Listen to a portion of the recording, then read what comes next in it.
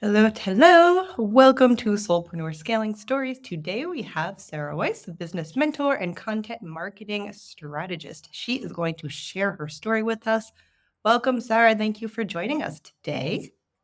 Thank you so much for having me. Yeah, please introduce yourself and tell us what your business looks like today. Yeah, so my name is Sarah Weiss, or On Brand by Sarah on the social media streets. I used to be a speech therapist, listened to business podcasts on my way to work, and it was not, oh, maybe I could do this. It was like, oh, I'm going to do this. And I did it. And right now, my business looks like business mentoring, content coaching. I have a big specialty in TikTok. But it did not always look like that. So, what are the offers that you're doing? Like, what are you focusing on right now in your business? Yeah, so my biggest offer right now is my one-on-one Telegram coaching, which if you guys don't know, Telegram, it's like the same as a Voxer or a Slack or essentially somewhere where clients can come and voice message me, text me, send me videos, and they can get real-time feedback on what they're doing. I have tried so many different offers, and I mean, we can totally talk about that here. This is the perfect podcast to do it. Um, but I find that when people get real-time feedback on what they're doing, like, that's where the magic happens. Mm. So they're like in the middle of creating their thing and they're like, hey, Sarah, can you look at this and tell me like whatever? And then you give them their Yes. feedback Yes, like, I and will yeah, literally have people in the middle of editing a TikTok send it to me, and I'll be like, "Okay, this is great. Let's switch the text on screen hook, and, like, this is way too wordy. Let's chop out this part," and then they post it. And it's very like, there's such beauty in that because it's like, how amazing to like in the moment as you are in creation to be able to get that feedback. yeah, 100%. And then you also have a membership. Yes, I know because uh, I am a part of it. Yes. So I have a membership and it's grown and evolved. But it's really focused on business owners who use organic marketing. So that's any marketing that you do that does not have to do with paid ads. And, I send out content reports with 10 video ideas a week. We have a private community. We have monthly live calls. So it's really like I like to think of it as like a home base for business owners to come and like get their fill of whatever they need to get because you don't have to make a high ticket investment in order to be in community and get the support you need. Mhm. And I will say that, yeah. And I love this aspect. And because it seems to really align with your values. And I remember I have seen you posting previously. That was not correct English, but you know what I mean. That like that people say you should charge more for, it, and you're like, no, like I'm gonna serve my people. I'm gonna charge what I want to charge because that's what feels good to me. Yes, yes, and let's talk about that a little bit more. So, I mentioned I used to be a speech therapist. The word accessibility to me in every sense of the word means everything. The way that people can consume my content, the way that people can access my support financially, don't get me wrong, I have a very high ticket VIP weekend, but I don't believe that in order for people to get my support and get into my world, they need to like risk their groceries for the week. I That just doesn't align with me. Yeah.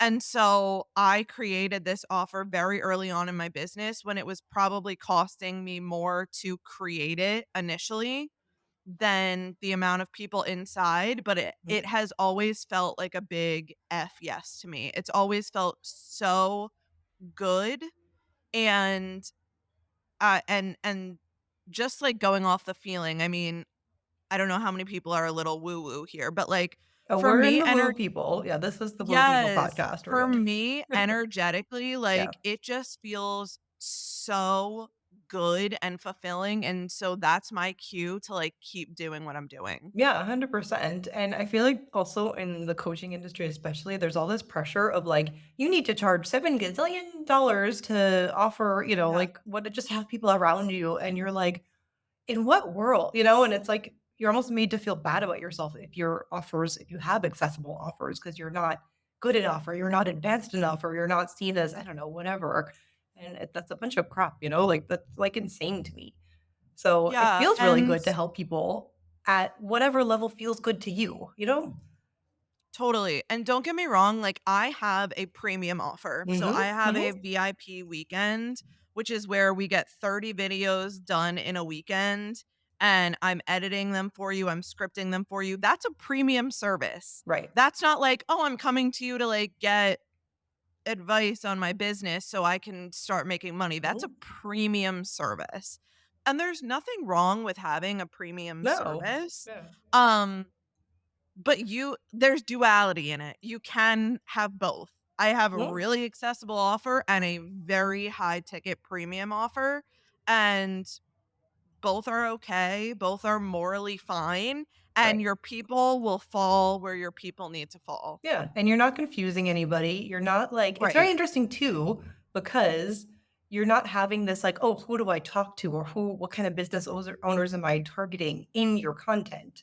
You're able how you No. talk about it, you're able to just talk about the actual thing, the actual content marketing.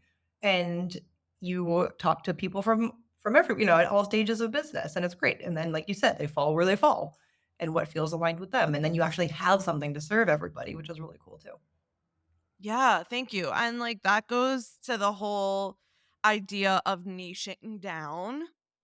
Um, which like I don't believe you need to niche down based on who you work with. I think, and I know this is such a cheesy saying, but like they say the riches are in the niches, Right. even though I call it a niche, but like just to make it rhyme. Right.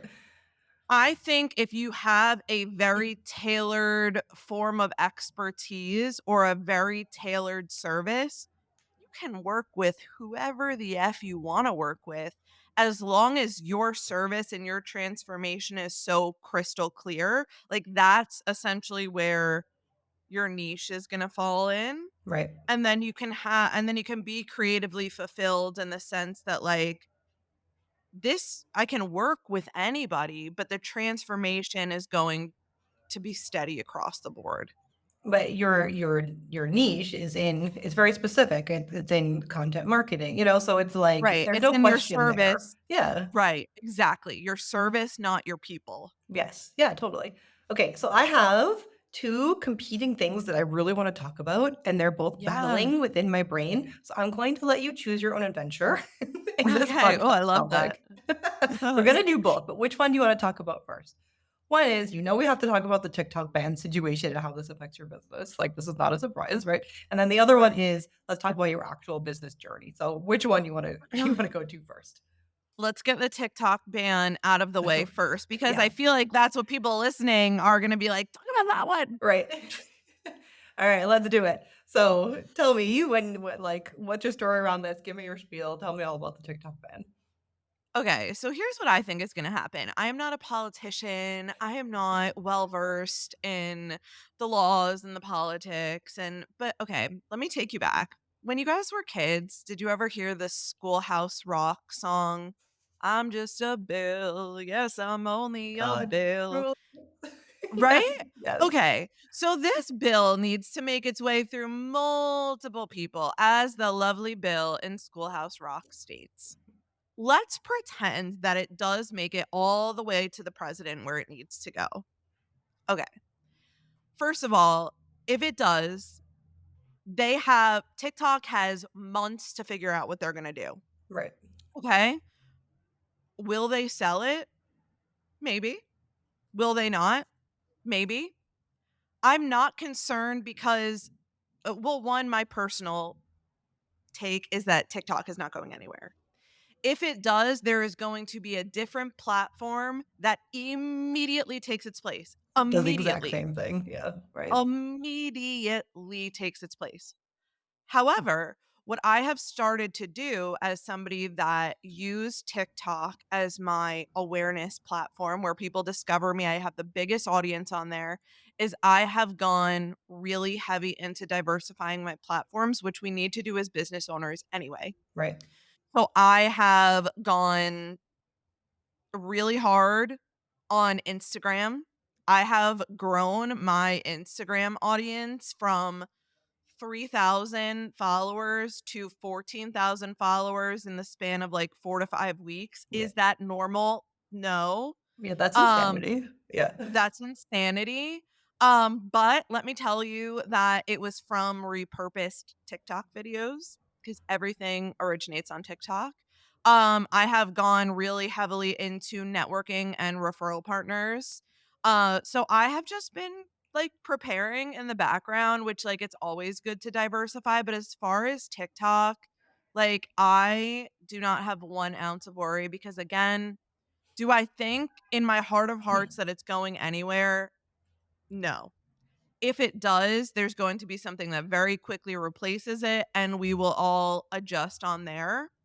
And that is one of my biggest flexes as a business owner, and something that I always say to my clients and members is if you can have this quality, you will kill it in business always, which is to be adaptable and flexible.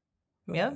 Yeah, yeah. You could have something Mhm. working for you for months or years, and then one day it stops working. I'm working with somebody right now. Oh my gosh, they were killing it with their paid ads and how they were closing people.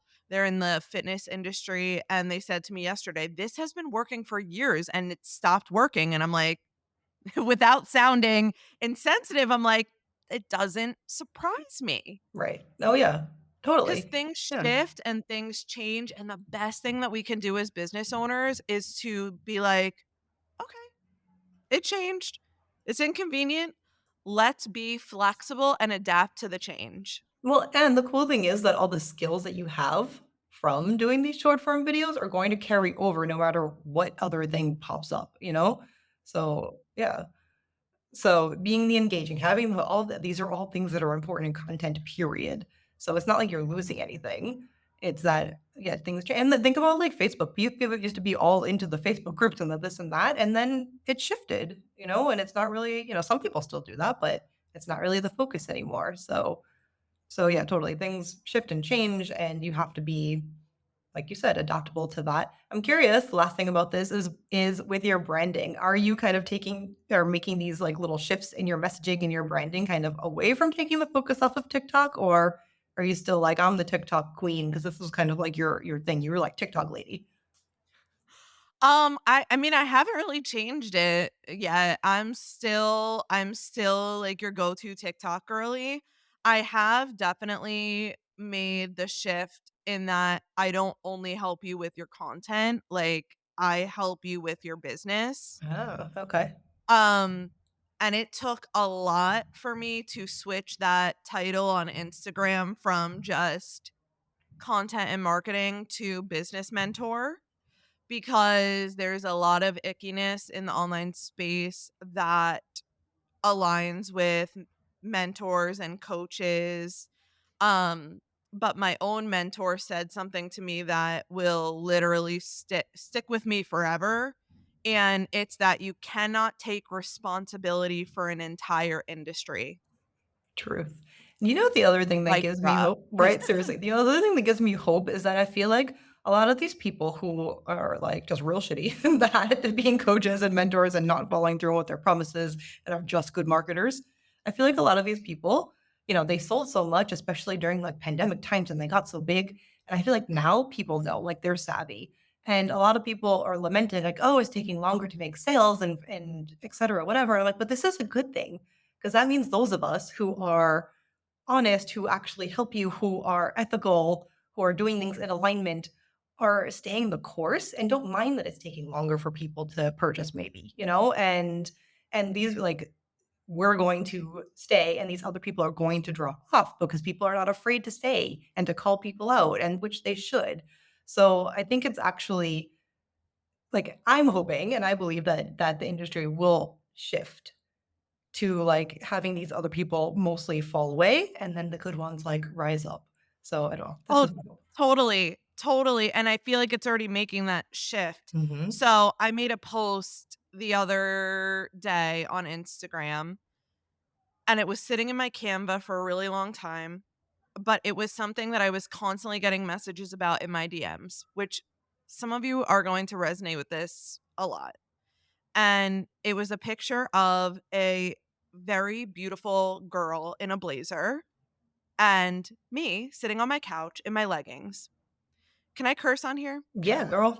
Okay. All the way. Okay. So the title was "The Hard Truth Is People Will Hire the Bitch in a Blazer, Get Unhappy or Be Unhappy, and then hire me."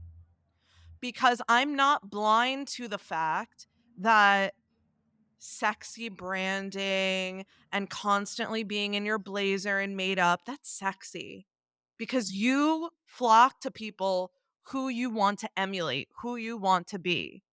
But the hard truth is, and the messages that I was constantly getting in my inbox is, I invested in XYZ. I invested in XYZ, essentially the bitch in a blazer. And I didn't get anything that I was promised. And then I come to you and I actually get the shit that I was promised.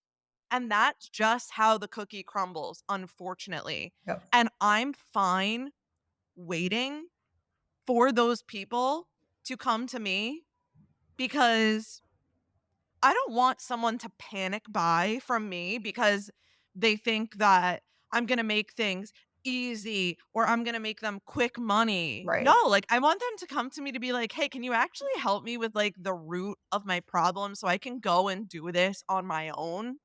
Like Yeah. that's what I Yeah. want. Well, because you want That's the what I people want. right, who, like, will actually put in the work and who are invested and not just like, "I wanna make this much money per month," like, "Easy way, can you just make that happen?" Like, no.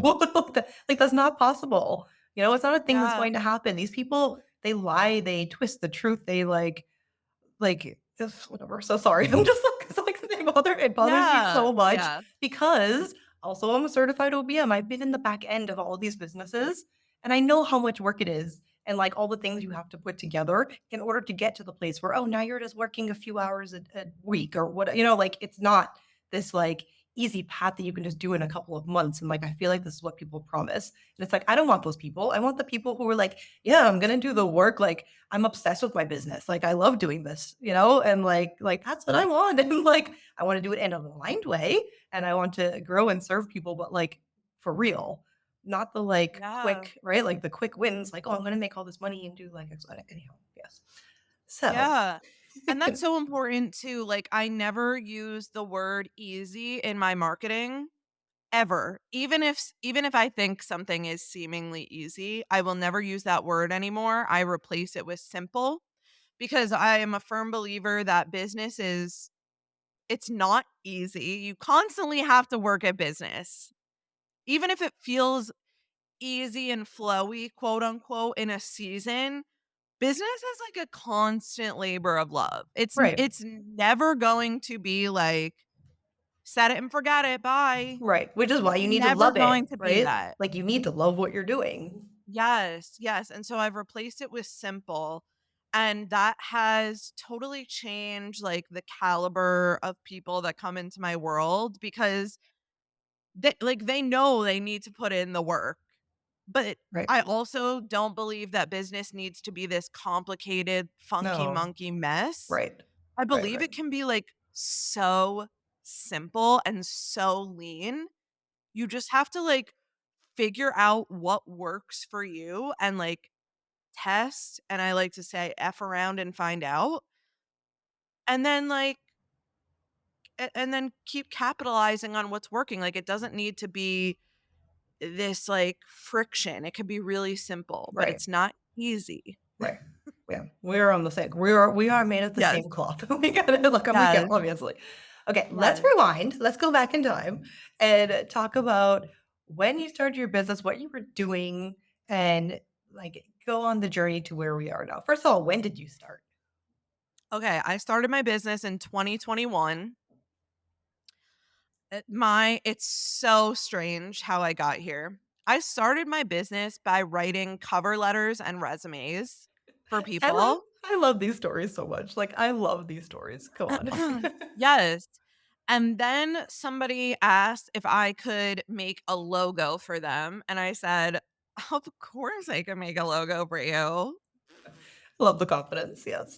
So, I made logos in Canva, and then somebody asked, like, "Oh, can you make, like, a few social media graphics?" And I was like, "Of course I can make social media graphic." I was just saying yes to everything. Mhm, And I'm actually really grateful for that version of me because in a weird way, it, like, led me to where I am now. mhm. And then I was a social media manager, so I was doing, like, the full done for you social media management for a very specific niche. So, because I was a speech therapist, I was working with teachers pay teachers sellers. If you guys are not familiar with that, it's almost like an Etsy for educators to get like activities or lesson plans or resources. And so I was a social media manager for like five teachers pay teachers sellers.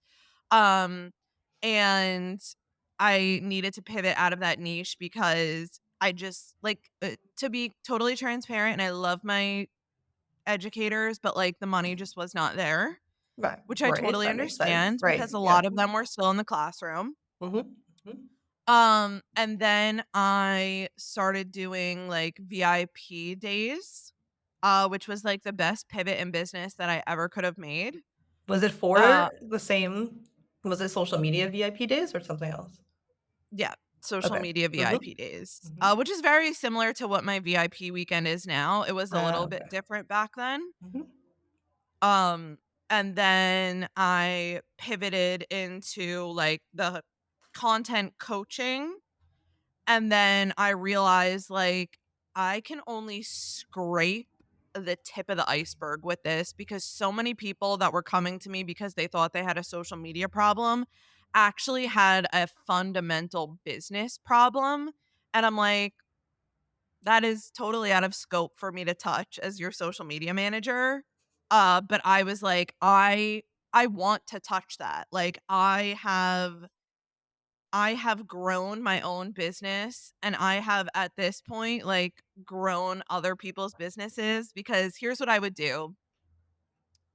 I asked a few of my social media clients if I could completely for free essentially like make them a business plan or Google Doc called like Andrea's marketing musings. And I would literally go through and like fill in the gaps of what they were missing so that their social media could actually start working for them because their business was now in a model that could make them money. Mm, brilliant, And yep. though and literally just them implementing that, it started working. And so I'm like, "Oh, this is not imposter syndrome. This is not a fluke thing. Like I'm actually really friggin' good at helping people grow their business holistically. It's not just a social media thing."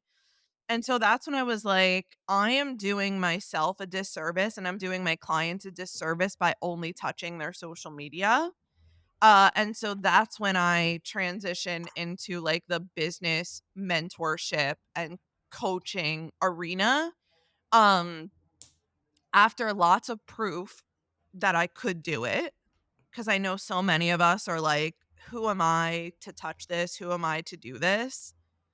But then it's like, of course you're the one to do it. You have literally walked this walk. You continue to walk this walk. Like, of course you're the one to do it. And so that's where I have landed now in this like business mentorship and content coaching space where I'm really able to holistically touch the entire business and not just the social media aspects of things. Very cool. So the way you describe it makes it sound like this walk in the park, like breezy, like, yeah, I went from here to there and there.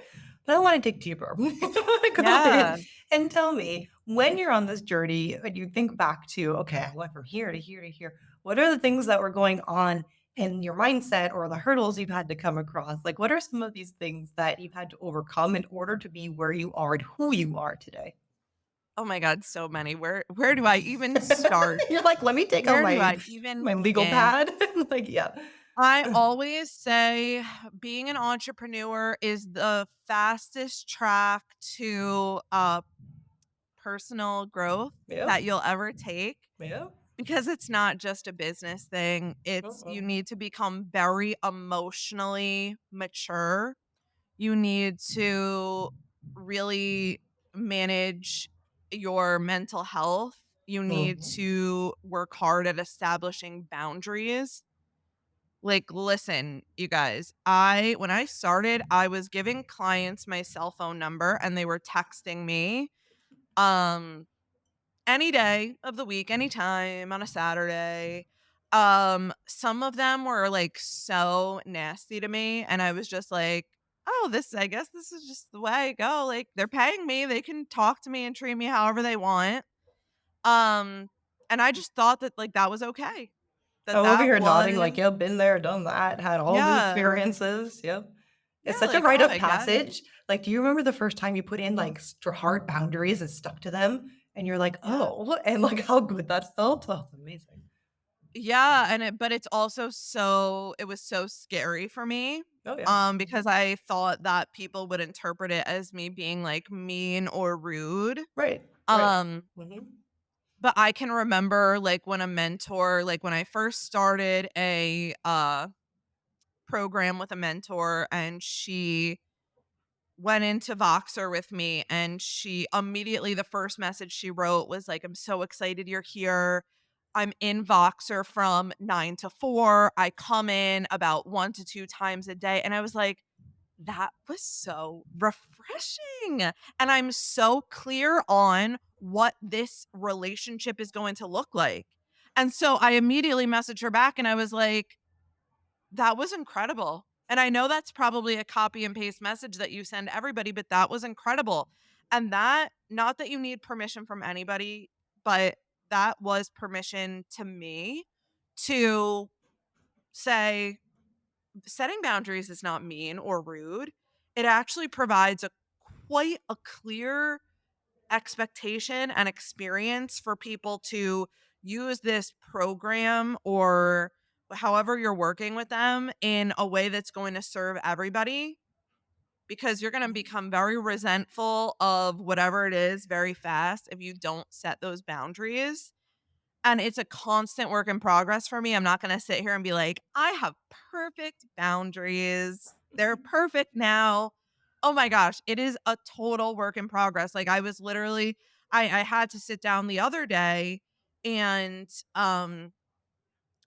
and figure out how I was going to word things to some of my current clients, because when you're so in it with somebody, and I'm sure Mhm. a lot of people can relate to this because maybe you're a done for you service provider, you have a lot of close contact with the person. There's a difference between coming for feedback and emotional dumping. Mhm. And the Mhm. line gets very blurry when you are so in it with your people.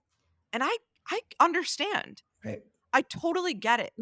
But it's Mhm. your job as the business owner to set those boundaries and be like, "Hey, I would be able to support you so much better if you specified what you're needing support on." So, like, essentially, like, let's try this again, like, and provide them examples. Like, it again, you guys, it is a constant work in progress.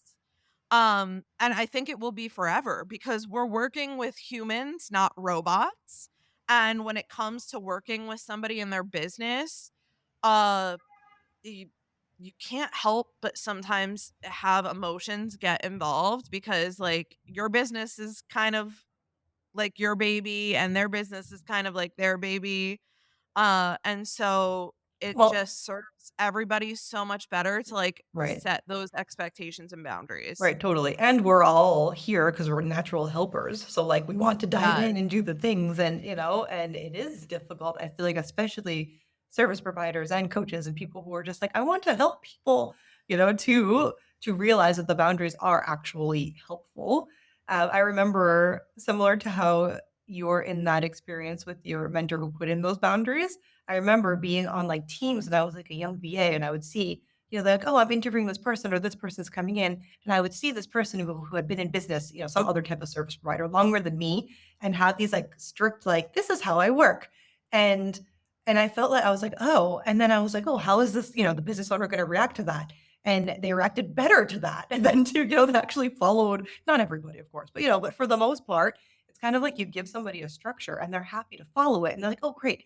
I don't have to think anymore. Like this person has me and they're going to tell me how to, like, they're going to hold this and I can just let go. And I think that actually is relieving for people as well to not have to think about like all the things. So if you in your business have an actual structure with really good boundaries, then your clients feel like, okay, like I know the rules, I can play this game. And I feel like it's just like such a weight off of everybody when like people know how to conduct themselves as well. Totally. And like because you talk about scaling and growing on this podcast, like that's another thing that doesn't have to do with like any kind of strategy in your business or any kind of how to in your business, but when you are growing like that, you have to learn how to hold more Yep. as you're growing. And again, that's like totally a personal development, emotional intelligence thing is like, how do I hold more and look at things more objectively and not personalize things? And I will say it again, I'm not perfect at this, but it just is something, right? As you're growing, that you have to learn to do. You have to learn to hold more. Because Oh yeah. Yep. if Mhm. you don't, your growth is gonna completely Well, you're plateau. going to you're both not only will your growth plateau, but you also are on the risk of burning out. You're on the risk of taking on too much, of overloading yourself, and then this business Right. that you had envisioned now is this burden, and that feels terrible. So it is really important to develop the skill and to practice this and to keep this top of mind. Yes. The I wanted to ask also, when you were transitioning, when you were pivoting, how did you know? What were signs that you had? Be like, "Oh, this is the road that I want to go down." Like, "Oh, like, okay, like I'm interested in this. Now I know I'm going to pursue that thing." Because I think a lot of people also get tripped up at this stage when it's actually time to pivot and do the new thing. Yeah. I'll touch on a few different points in my journey. So, I knew I wanted to pivot from, like, one-off logos and graphics to social media management Yeah. because I was like, "I want recurring income. I wanna be able to leave my speech therapy job." And then when it came from, like, I want to pivot from social media management to primarily providing VIP weekends. I was getting burnt out as a social media manager, and I knew right away that was not the path I wanted to take because that's why I left speech. And then when I went from, just focusing on social media and content creation to focusing holistically on the business, I knew that it didn't feel fulfilling, and I didn't feel like I was getting people results by only touching their social media, and that didn't feel right, so that was just a feeling, and I'm li and so I knew it was time to go to that next level, and sometimes it is gonna be really logistical, like, I want more recurring income, and sometimes it's gonna be like, "Ooh, this doesn't feel right. I know it doesn't feel right. Let me make a pivot so it starts feeling okay, or so it starts feeling like a big F yes." Like, we didn't leave our 9 to 5s so we could be like, this feels alright. I don't know, sometimes I hate it." Like, that's not why we left our 9 to 5s. We left for such a variety of reasons, be it freedom, money, time, creative fulfillment. I know for me, it's a whole combination of what I just mentioned. And so I don't want it to feel like, it's okay. It's fine. I want it to feel like a huge F yes. Like, oh my goodness. Like, I am helping people get their message and vision and transformation across to the world so they can impact other people's lives. I want it to feel like that in my body. And so if it's not feeling like that for you, if it feels like, ugh, I don't know, it's okay. Like, try and think like, what can I do to make this feel like a huge F yes? Because you're never married to one thing. You don't have to stay where you are because you have this self-proclaimed title. You can pivot and change and adapt as much as you want.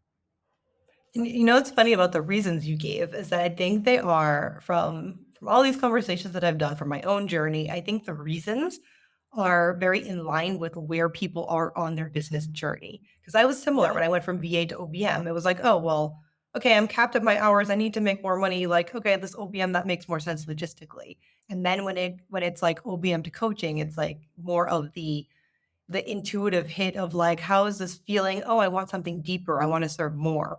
And that's where the coaching comes into play for me. So like it's very interesting that I feel like it really is like, although everybody's on their own journey, I see these commonalities that I find to be really fascinating when I talk to all of these people. So it's really cool to be at like the place in your business when you're like, oh, like now I really want to go deeper, like something like, and now I get to do the thing that's not just about the logistics. It's like to do the thing that like this is what I want to do. This is what makes me so happy. And when I like am done with my day, I'm energized and all excited about it. I think that's the place where like I love seeing people get to. Like, that makes me so happy to be like, "Oh, these people are in love with their business," and you can feel it, like, when you're talking to them and they're, like, so excited about it, and I think it's really important for people to know that it's totally possible to get there, like, 100% possible to get there. Right. And it's not going to be on anybody's timeline but your Right. own.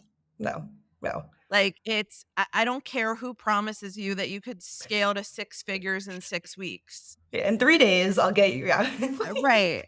Yes. Right. It's not Yeah. because you are on your own journey. I'm Mhm, sorry, that's corny, but you are.